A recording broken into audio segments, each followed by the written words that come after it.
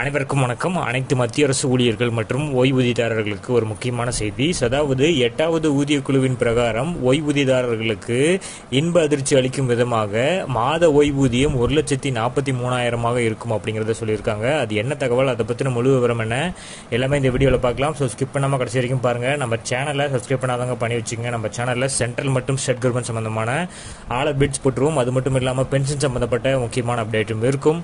So மறக்காமல் subscribe பண்ணிடுங்க. வாங்க வீடியோக்குள்ள போகலாம்.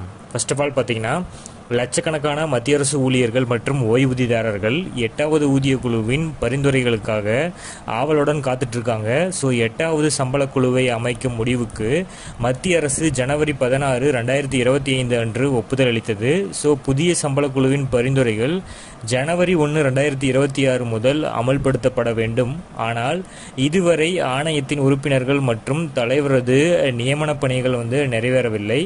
ஆகையால் இதன் அமலாக்கம் தாமதப்படலாம் என கூறப்படுகின்றது. ஸோ 2026 ஆண்டின் மத்தியிலோ அல்லது 2027 ஆண்டு ஜனவரி முதலோ 8வது ஊதிய குழு அமலுக்கு வரும். ஸோ ஜனவரி 2026 முதல் 8வது ஊதிய குழுவின் நன்மைகள், அதனோட நிலுவைத் தொகைகள் கிடைக்கும்.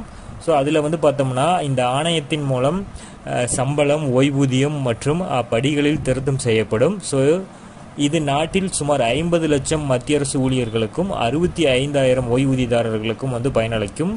ஊதிய குழுவின் பரிந்துரைகள் பற்றி பேசப்படும் போதெல்லாம் பிட்மெண்ட் ஃபேக்டர் பற்றி கண்டிப்பாக பேசப்படுகின்றது. ஸோ ஊதிய குழுவின் பரிந்துரையின் பிரகாரம் பிட்மெண்ட் ஃபேக்டர் முக்கிய பங்கு வகிக்கிறது. இது ஒரு பெருக்கியாக செயல்படுகிறது. இதன் அடிப்படையில் அனைத்து ஊழியர்களின் சம்பளம் மற்றும் ஓய்வூதியம் ஒரே விகிதத்தில் அதிகரிக்கப்படுகிறது. இது அனைத்து கிரேடுகள் அல்லது ஊதிய குழுக்களிலும் பணிபுரியும் ஊழியர்களுக்கு சமமான ஊதிய உயர்வு கிடைப்பதை உறுதி செய்கிறது. 8வது சம்பள கமிஷன் மூலமாக பிட்மெண்ட் ஃபேக்டர் பற்றி இன்னும் எந்த ஒரு அதிகாரப்பூர்வ அறிவிப்பும் வெளியிடலை.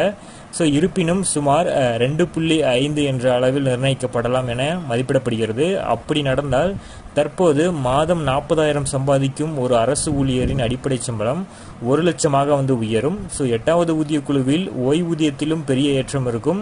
சில உதாரணம் பார்ப்போம். ஒரு ஓய்வூதியதாரர் மாத ஓய்வூதியமாக 50,000 ரூபாய் பெறுவதாக வைத்துக்கொள்வோம்.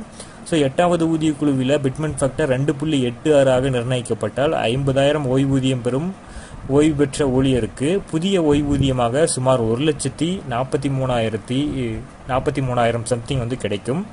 ஸோ அதாவது ஓய்வூதியத்தில் 93,000 ரூபாய் கூடுதலாக இருக்கும்.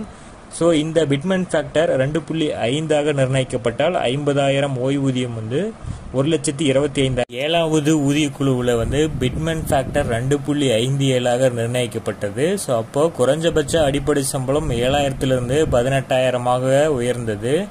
ஓய்வூதியமும் பார்த்தீங்கன்னா 3,500 9,000 ரூபாயாக உயர்த்தப்பட்டது. இது தவிர அரசு ஊழியர்களுக்கு ஒரு சுகாதார காப்பீடு திட்டமும் செயல்படுத்தப்பட்டது.